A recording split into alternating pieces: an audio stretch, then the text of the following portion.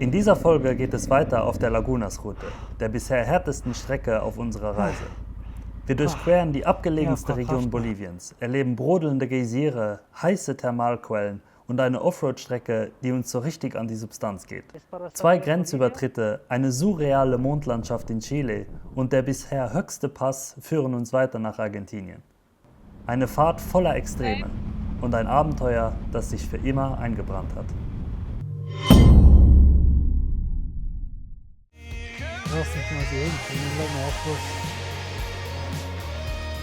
Muss man ein bisschen Platz lassen, das kann ich ja nicht nirgendwo heben. In der letzten Folge haben wir erster Hand erfahren, wofür die Lagunas-Route bekannt und berüchtigt ist. 150 Kilometer haben uns mehr als 6 Stunden gekostet. Eine Mischung aus gnadenlosen Sand- und Wellblechpisten, die uns wirklich alles abverlangt haben. Jetzt kämpfen wir uns hier nach Sonnenuntergang mit schwindender Kraft, ohne den ganzen Tag etwas gegessen zu haben, bei kalten 7 Grad weiter durch die abgelegenste Region Boliviens. Ich hab keine Kraft Und mir mehr. geht langsam aber sicher die Kraft aus. Das geht. Wir haben noch mehr als 10 Kilometer vor uns bis zu der Hütte, wo wir übernachten wollen. Unter diesen Bedingungen eine absolute Ewigkeit.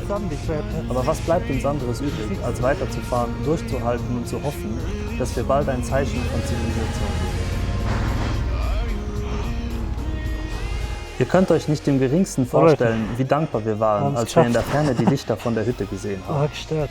Campen war für uns keine Option, weil So unsere gestört, Ausrüstung Straße. möglichst kompakt ist. Und kompakt bedeutet ebenfalls, dass wir weniger isoliert sind und idealerweise nicht unter 10 Grad campen sollten.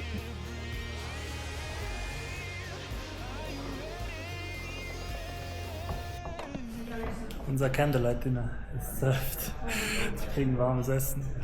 Fucking shit, Mann. Das war bei weitem das Anstrengendste, was ich je gefahren bin. Am Ende ging mir komplett die Kraft aus. Ich habe einfach nur, um das Motorrad im Gleichgewicht zu halten, mit Steffi drauf hinten. Ich habe sie nicht mal gehoben. Fuck, das war anstrengend. Das war richtig hart. Das war hart. Ja. Ich glaube, jetzt kann man den allen glauben, es ist fucking hart. Ich glaube, wenn wir das da gemacht haben, alles andere Pipifax. Fucking shit. Und das mit dem 50-50 Reifen. Also, falls der Heidenau ein 50-50 Reifen ist, der K60, bin ich mir nicht einmal sicher. Ich habe meine Hände gewaschen. Aber ich bin mir sicher, ich bin auch voll dreckig im Gesicht. Und so. Es ist überall Staub, ich habe Staub in der Nase und. Aber wir müssen jetzt schauen, wo Ellie ist. Sie sollte eigentlich Ja. auch hier an Kamera, aber sie ist nicht da. Wir haben natürlich kein Internet gehabt den ganzen Tag. Die kommt sicher in die Top 5 meiner besten Suppen. Nicht, weil sie besonders gut ist, sondern weil ich sie unbedingt brauche. Übrigens, wir haben jetzt gerade eine Sprachnachricht von Ellie gehört. Die hat nach 50 Kilometer umgedreht auf der anderen Strecke. Sie ist zurück nach Uyuni. Also, tough shit.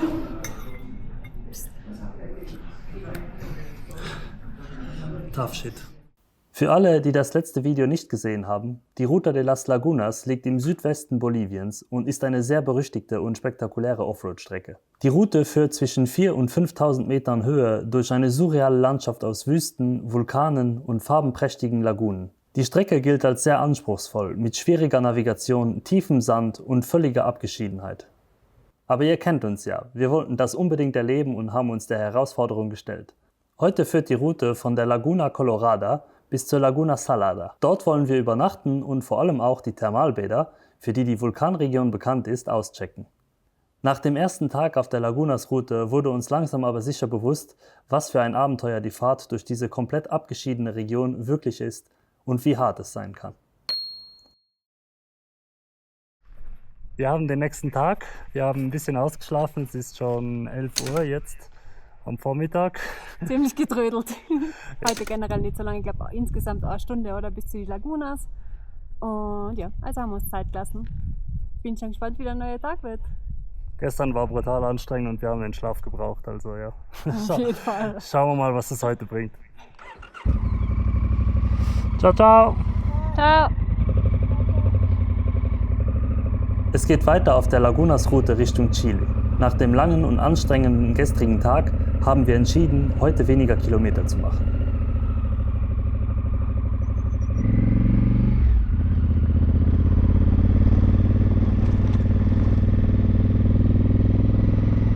einfach weit und breit nichts, gell? Absolut gar nichts. Wie auf einem anderen Planeten. Ja. Und das ist ein ziemlich großer Teil, also das ist eigentlich der ganze Süden von Bolivien, der so ausschaut. Es geht weiter über eine richtig wilde, sandige Wellblechpiste. Die Wellblechrillen sind stellenweise 20 bis 30 cm tief. Wenn ihr die Vibrationen hier im stabilisierten Bild schon sehen könnt, dann könnt ihr euch ja vorstellen, wie abartig sich das anfühlt. Mehr als 40 km/h sind im Wellblechsand einfach nicht drin. Und das war mitunter unsere Top-Geschwindigkeit. Die Pisten sehen wunderschön aus. Hunderte von Tracks stehen einem frei zur Auswahl. Für Leute, die Orientierungsprobleme haben, sind das hier die perfekte Voraussetzungen, sich in diesem Gebiet zu verlieren. Ohne GPS wäre es für uns auch sicher nicht einfach gewesen. Prinzipiell besteht die ganze Region nur aus Sand- und Geröllpisten. Auf diesen Strecken stelle ich das Fahrwerk fast komplett auf Soft, damit wir wenigstens einen Teil der Schläge abfangen können. Vorne noch +2. Vorn die Dämpfung komplett offen und hinten quasi ganz offen, mit einem Reifendruck von 1,2 bar.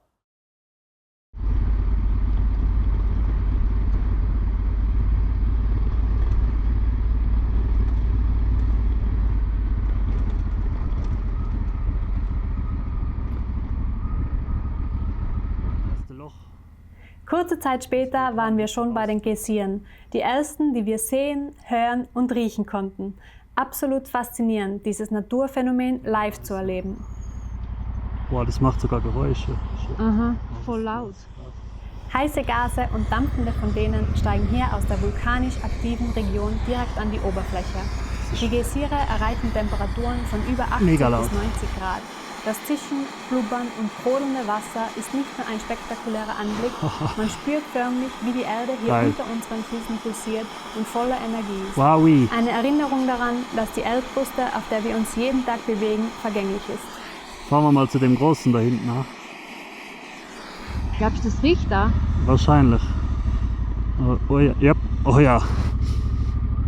Ja, riecht nach Schwefel oder so, nicht?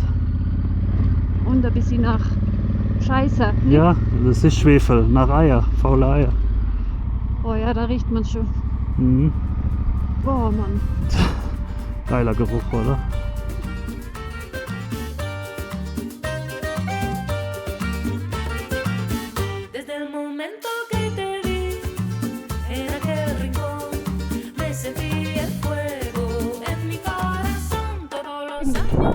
Das riecht nicht so verlockend. Oh, wie cool ist das? Voll viele.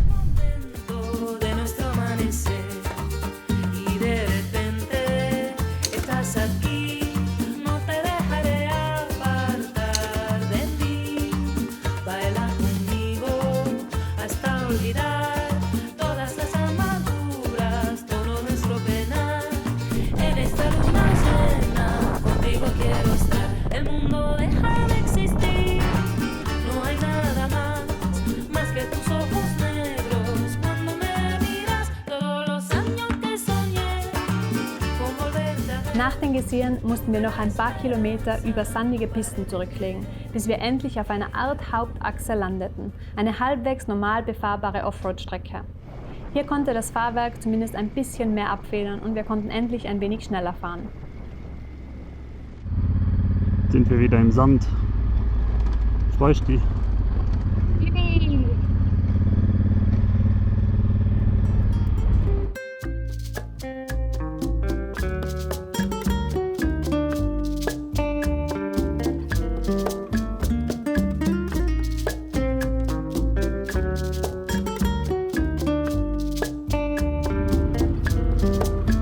Wahnsinn. Richtig schön. Es gibt gerade so viel zu sehen, dass sie nicht weiß, was sie aufnehmen soll. Ich kann es nachvollziehen.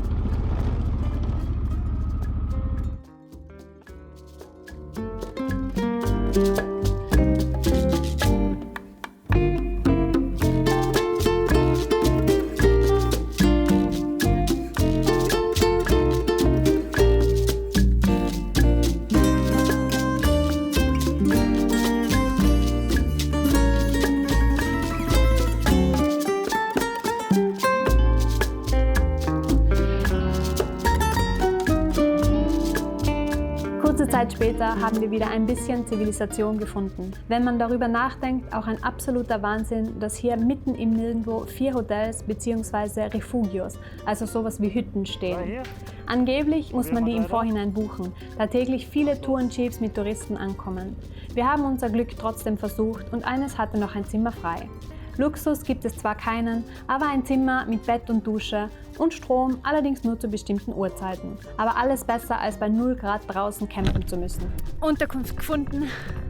Zuerst hat sie gesagt, na, sie haben nichts, aber jetzt haben sie doch ein Doppelzimmer für uns gehabt. Kostet uns jetzt 43 € mit Abendessen, nicht so günstig, aber wir sind immerhin auch mitten im Nirgendwo. Also ist uns das wert. Ja.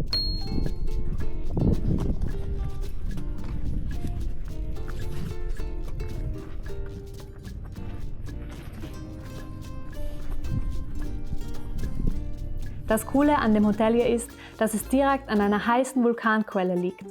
Das Wasser kommt richtig angenehm warm aus dem Boden, perfekt, um sich nach den Strapazen einfach in der Thermalquelle zu erholen und die müden Muskeln wieder fit zu kriegen.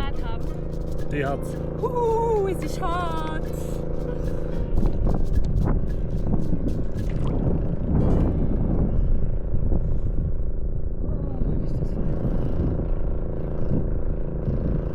Nach unserer Erholung haben wir noch einen Ehrenplatz für den Vicuña-Knochen gefunden, der uns ab jetzt begleitet und uns an die anstrengendste Route, die wir je zu zweit gefahren sind, erinnern wird. Am nächsten Morgen ging es dann für uns weiter Richtung chilenische Grenze. Wir haben übrigens vorne keine Kamera mehr. Das haben wir abgebrochen bei einem unserer Versuche, das Motorrad zu heben. Wir versuchen so gut wie möglich so aufzunehmen. Muss die Steffi halt ein bisschen mit der anderen Kamera filmen. Ja, das geht schon. Ja, also diese ganze Fahrt, die letzten 3 Tage, das war eine richtig, richtig coole Experience. Und ein ziemlich großes Abenteuer.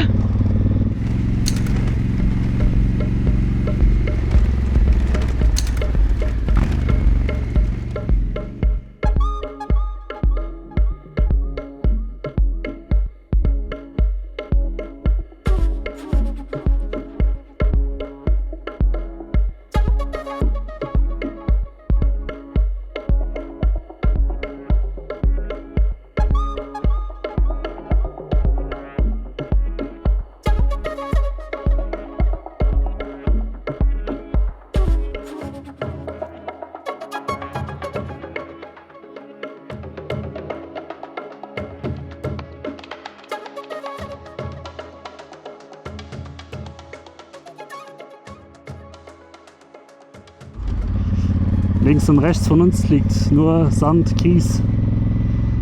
Und es gibt hier halt starke Abschnitte, wo es wirklich tief sandig ist, wo wir wieder ein bisschen strugglen dürfen.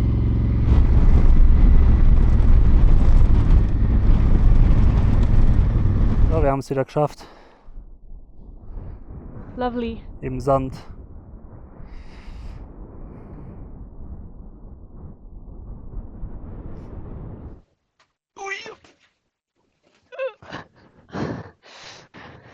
Drei, 2, 1.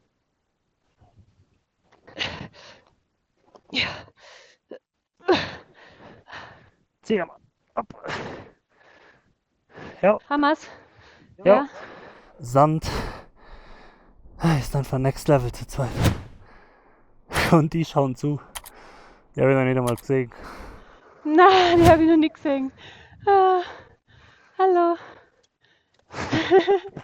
Gutes Spektakel.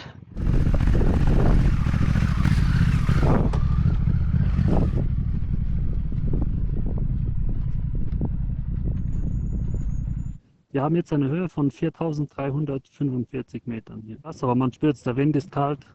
Da hinten liegt überall noch ein bisschen Schnee. Mann, die Landschaft ist so schön. Alles Vulkane, gell? Also alles, was man so rundherum sieht. Ich habe das Gefühl, als müsste ich das einmal ein bisschen auf mich wirken lassen. Am Motorrad sind wir so aufs Fahren konzentriert.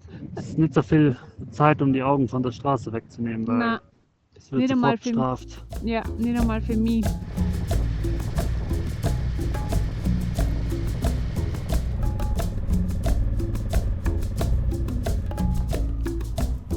Dann müssen wir wohl hier Paperwork machen, oder was? Und auf einmal mitten im Nichts taucht die erste Grenzkontrolle auf.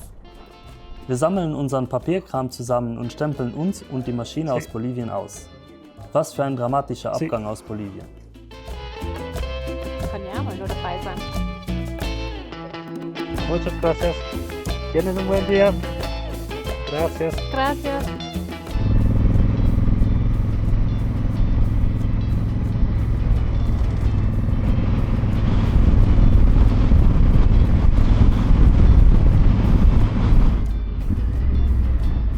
Migración.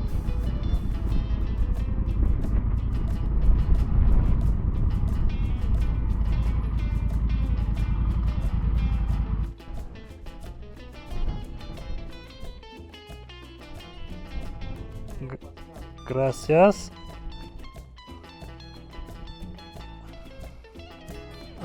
En Paraguay. Es la frontera cerca de Villamontes. ¿Sí? ¿Es para salir Bolivia? Sí.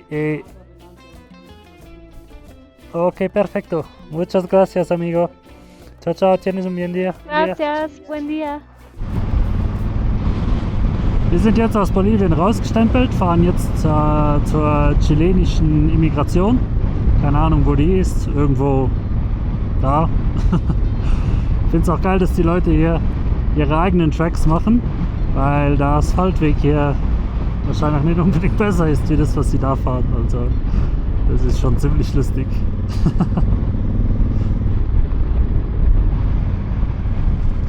Unsere letzten Aussichten von der Lagunas Route.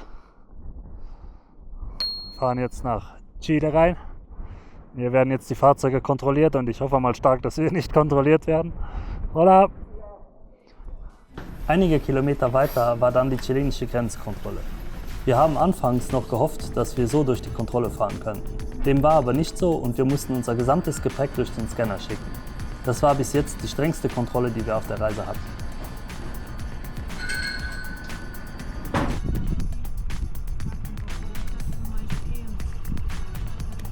Noch Luft in die Reifen. Das war jetzt ein paar Tage mit ziemlich tiefem Luftdruck.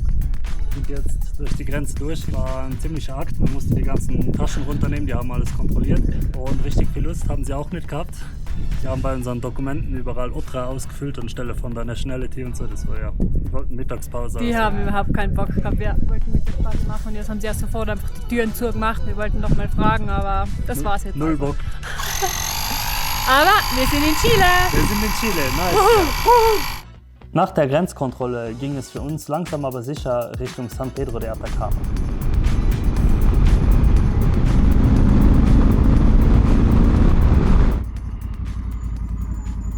Ja.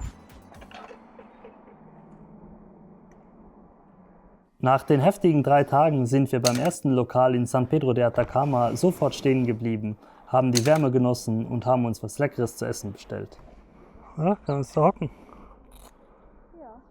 So, wir sind gleich mal stehen geblieben und haben uns was zu essen gegönnt.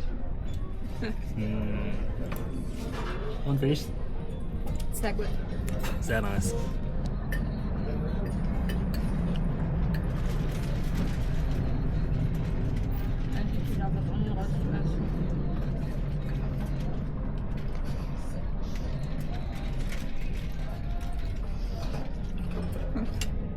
Wir haben uns einen Campingplatz in San Pedro de Atacama rausgesucht. Wir sind mitten in der Stadt, aber am Campingplatz ist ziemlich chillig.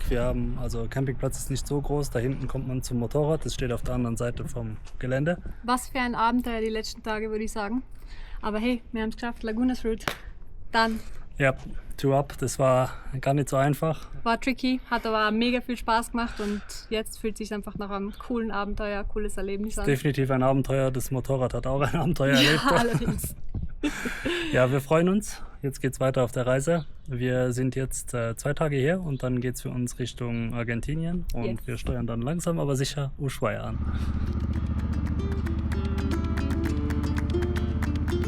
Kaum von den surrealen Landschaften der Lagunas-Route genug gesehen, sind wir in San Pedro de Atacama im beliebten Touristenziel Valle de la Luna, dem Tal des Mondes, gelandet.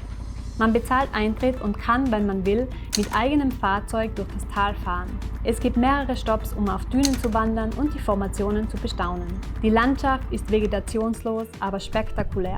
Man sieht Salzflächen, Felsen und Sanddünen, genauso wie man sich eine Fahrt auf dem Mond vorstellen würde. Nice Aussicht. Ich nehme an, das ist die fette Düne, oder? Ich denk's mal.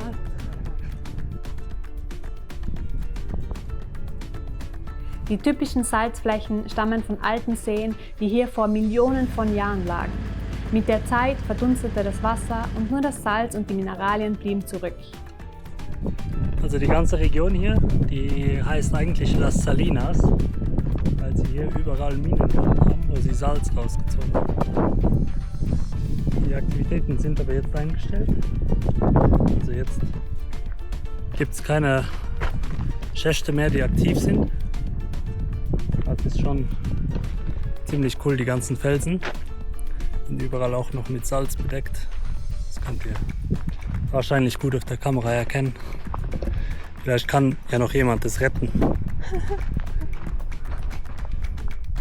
Aber die Zündkerze schaut noch gut aus. In der extrem trockenen Atacama-Wüste bleibt das Salz heute praktisch unverändert. Dazu formt der Wind die skurrilen Strukturen, die das Mondtal so einzigartig machen. Anschließend sind wir zum Mirador de Cari gefahren, ein beliebter, aber bezahlter Sonnenuntergangsspot, der im Eintrittspreis inkludiert war. Uns persönlich hat allerdings der Aussichtspunkt, der nur ein paar hundert Meter weiter links davon und gratis zugänglich ist, der Mirador Lican-Antay, wesentlich mehr beeindruckt. Hasta luego, muchas Hasta luego. gracias. Muchas gracias. Kiki, das Teil einmal vom Ständer. Wir haben nur 2 Nächte in San Pedro de Atacama verbracht, eigentlich nur um ein bisschen Energie und Benzin zu tanken, bevor es weiter nach Argentinien geht.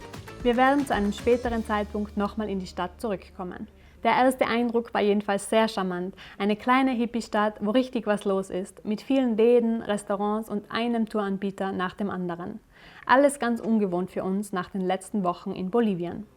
Einen Ausflug wollten wir uns aber nicht entgehen lassen, wenn wir schon hier sind. Und zwar eine Tour in die Wüste bei Nacht, um den spektakulären Sternenhimmel zu bestaunen. Außerhalb von Australien war das sicherlich einer der schönsten Nachthimmel, die wir bis jetzt gesehen haben. Gut, kleine Tour in der Stadt. Sie haben viele nette kleine Läden, Souvenirläden. Da seien sie. Haha, der Thomas und die Rita. Ah, echt?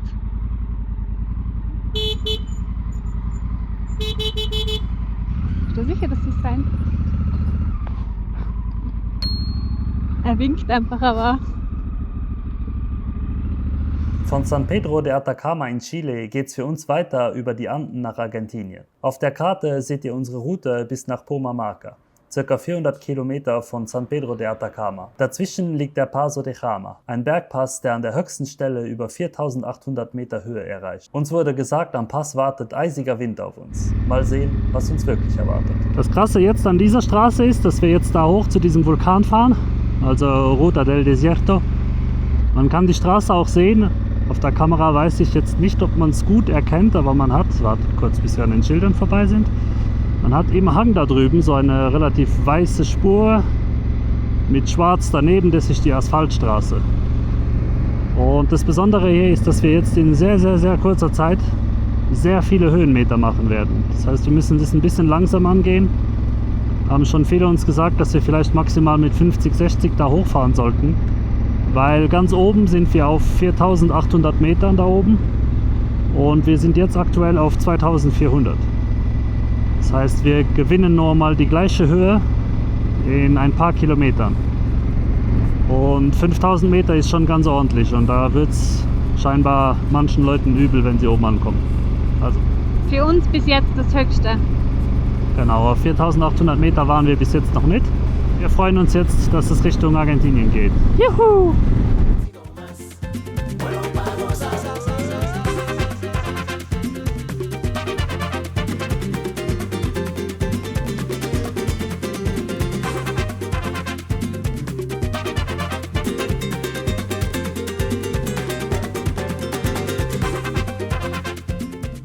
Sind wir schon auf 4000. Da ist unser Vulkan. Waren immer noch auf 4000 Meter. Langsam aber sicher frisch. Wir haben nur noch 15 Grad, also wir haben gerade 15 Grad verloren. Mal hier stehen und ziehen unsere Regenkleider an.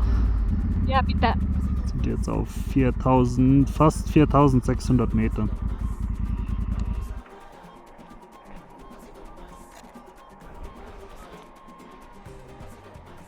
Übrigens, als kleiner Pro-Tipp, die Regenkleider von RST, die sind richtig kompakt zusammenpackbar. Also, falls ihr was braucht, was man sehr klein zusammenpacken kann. Und kosten auch nicht so viel, gell? Die waren nicht so teuer. Ich glaube 50 Euro oder so. Ja. Aber ich glaube, wir haben sie öfter als Windbreaker an, als sonst irgendetwas. Ja. Da ist wieder die chilenische Grenze, wo wir rüber waren, als wir von der Lagunas-Route.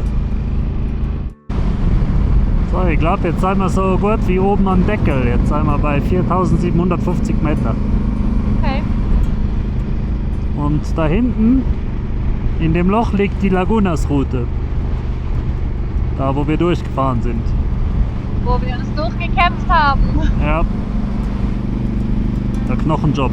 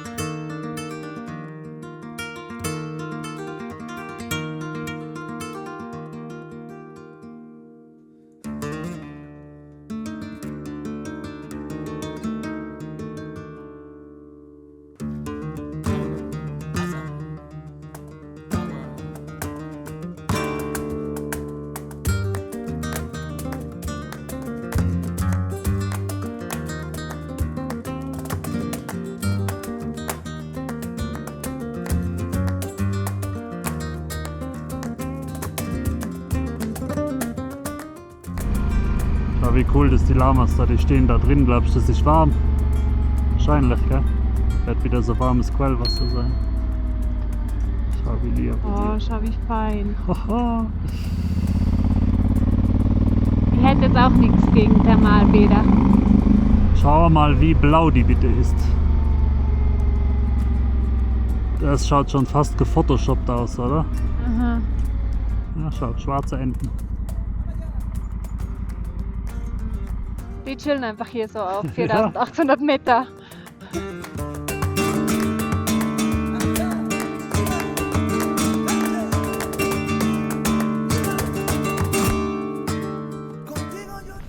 Es ist fucking kalt. Es ist scheiß kalt. Contigo yo estaría, ay la persona más feliz del mundo, te quieres pa' toda la vida, ay la persona más feliz del mundo, te quieres pa' toda la vida. Es schaut so aus, als könnten wir da einfach hochballern. Ja. In meinem Kopf mache ich das, aber mit der Maschine ist es ein bisschen schwierig, weil es ist extrem sandig. Wir würden vermutlich nicht hochkommen, aber in meinem Kopf schieße ich da hoch mit einer Enduro. Einfach Zweitakter. Bis es nicht mehr geht. Geil. Man kann da überall fahren, keiner sagt was. Ja. Es ist halt nur, wenn wir es jetzt probieren würden, ihr seht da, das ist alles sandig, ja, also ich würde sofort einsacken da mit dem Gewicht.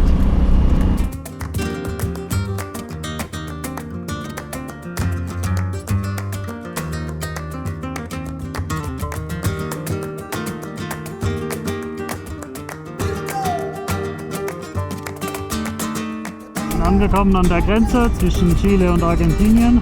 Müssen wir jetzt nur noch schauen, wo wir jetzt hier genau hin müssen. Noch andere Reisende. Da ist hier was los. Hola, buenas. Hola. ¿Todo bien? Gracias. Buen día.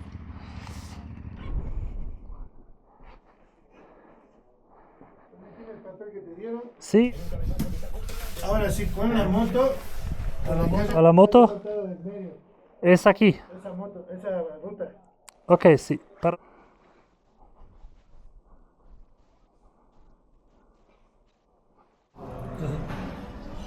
¿Qué marca la moto? ¿Es la placa? Sí, ok. Es el número de chasis. Oh, wie das Auto hinten drauf. Das ist wohl eher egal, oder? Ich glaube, weil das schleift mit dem Koffer schon längst an dem Metallteil. Alter, ah nein, scheiße, ist ja durch hinten mal. Oh, geil. Hola, ¿cómo estás? ¿Todo bien? Gracias. Dann sind wir offiziell in Argentinien. Wuhu! Juhu!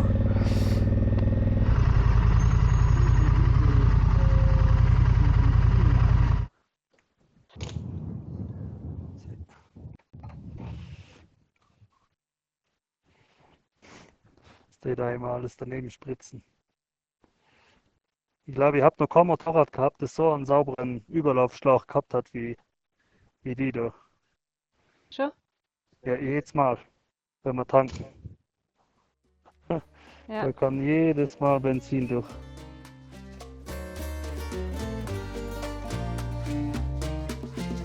Gracias. Nach dem Danken ging es nochmal stundenlang weiter durch das argentinische Hochland. Nach dem Pass wird die Landschaft leicht hügelig und die Farben gehen von einem sandigen Braun über zu Rot- und Ockertönen.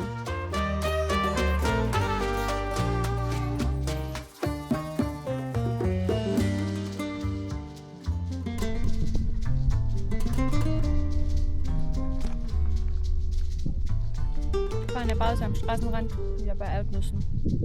Steilpunkt muss sein. Wir fahren schon stundenlang. Nicht? Fahren schon ziemlich lang, ja. Ja, ziemlich lang. Und die Höhe ist halt irgendwie ein bisschen anstrengend.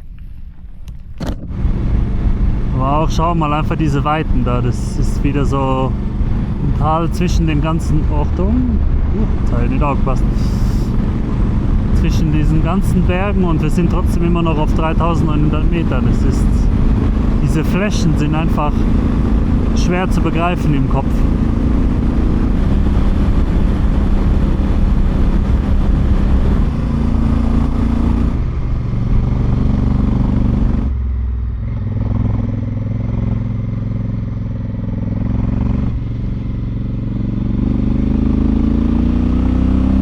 Wie episch das einfach ausschaut, wenn die Wolken da über die Bergkette kommen.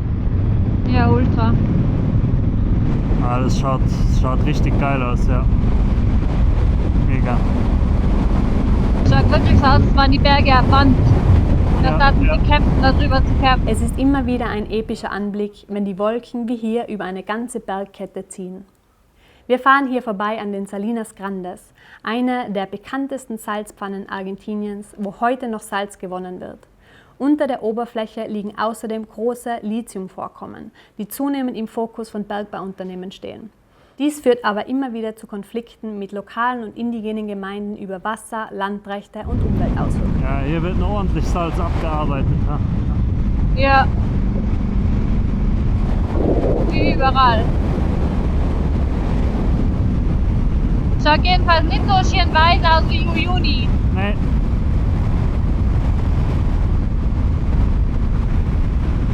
Haben wir wieder einen fetten Roadkill. Ein Esel. Wir genießen die Fahrt durch die Hügellandschaft, bestaunen die Wolken und sind zu dem Zeitpunkt noch komplett ahnungslos, was auf der anderen Seite des Berges auf uns zukommen wird. Die Wolkendecke am Horizont wurde immer dichter und der Wind wurde stärker. Wir sind heute früh bei 30 Grad losgefahren und hätten nie im Leben gedacht, dass wir den Tag so enden. Da ist nichts mit Schräglage, ha? Mit den Kurven. Schaut nicht so aus. Ah, die Strecke schaut geil aus.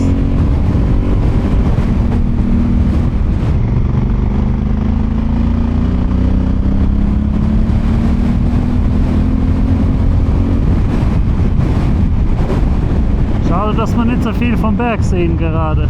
Ja.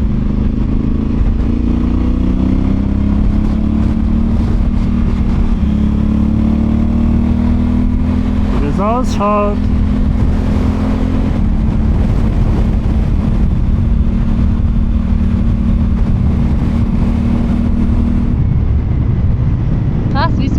aber nass wird. Ja, meint sich ganz nass. Ja. Jetzt haben wir nur 2 Grad Spielraum. Bis? Dann kann es frieren. Okay.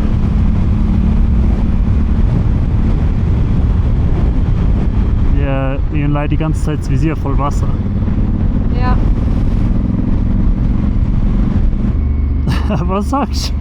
Das habe ich noch nie gehabt, ich bin glatt nass, aber es regnet nicht. Ja, ich muss die Kamera dort. Ich glaube, die vertragt nicht so viel Wasser. Machen wir mal aus vorne. See you in a while, Crocodile. Auf einmal haben wir nur noch 2 Grad. In der Wolkendecke ist so viel Nebel, dass wir unser Visier alle 10 Sekunden abwischen müssen. Die Handschuhe sind nass und unsere Finger frieren, vor allem Pascals. Für mich war das erste Mal, dass ich am Motorrad durch so eine Wolken- oder Nebelschicht gefahren bin. Normalerweise erledigt der Scheibenwischer im Auto für mich die Drecksarbeit und ich denke mir gar nicht viel mehr dabei. Hier waren wir der Natur aber komplett ausgesetzt. Es war sicher nicht die angenehmste Fahrt und sie hat mir nur so nebenbei auch noch Fieber gegeben in der Nacht, aber ich fand es auch sehr cool und speziell, das zum ersten Mal zu erleben. People, we are back. Wir sind aus der Wolke raus, die ist jetzt über uns hier. Ein paar 100 Meter, genau gesagt 500 Meter über uns. Krass schaut das aus. Voll geil. Ja, vom Regen geformt wahrscheinlich. Ja. Ich komme nicht klar, wie das ausschaut. Das hätte man jetzt nicht erwartet unter der Wolke. Nein, nie im Leben. Ja, da oben war ein geiler Kaktus. Ich sag da gleich. Der hat so gemacht. Hat er so gemacht? Ja. Ja, dann rock on. Schau da, das mal um. Das schaut doch cool aus, die Wand, oder? Ja, schaut voll cool aus. So krass, aber nur oben herum sind diese Formationen. Ja, unten ist es wahrscheinlich zerfallen schon mit. Wir haben uns gerade nach der Passabfahrt sofort das erste Hostel genommen, was wir gefunden haben. Das Motorrad steht auch schon unter der Plane. Ist ein kleines Zimmer, nettes Zimmer. Wir haben, eigentlich sind es 4 Betten. Das ist mehr, wie wir eigentlich brauchen würden. Ah, nicht zu dunkel. Ja, war übrigens schweinekalt am Pass, das habt ihr ja mitbekommen. Mir sind die Finger fast abgefroren. Ja, die Maschine hat es wieder picobello runtergeschafft mit uns. Bin immer ein bisschen skeptisch, wenn ich die Straße nicht mehr sehe, weil überall immer Öl liegt und so. Und das gehört wohl nicht zur. Whatever. Ja, morgen wird ein cooler Tag, coole Strecke. Also ich hoffe zumindest, dass sie cool wird.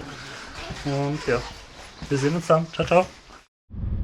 In der nächsten Folge fahren wir über den Wolken, durch die Wolken und erleben das erste Mal, was es bedeutet, in einem Nebelwald zu sein. Das ist jetzt nochmal ein Riesenunterschied. Das hätte ich mir nicht erwartet, wo wir losgefahren sind. Pascal erkundet abseits des Weges und wie so oft schiebe ich uns mal wieder aus der Patsche. Wenn du das auf keinen Fall verpassen willst, abonniere dich und aktiviere die Glocke.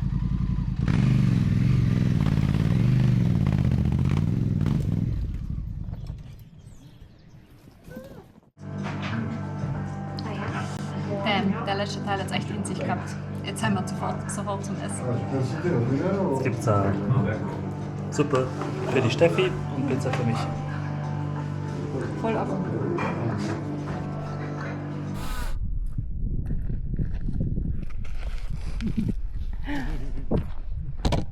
Ich bin so neugierig. Ich muss jetzt einmal schauen gehen, ob das Wasser warm ist.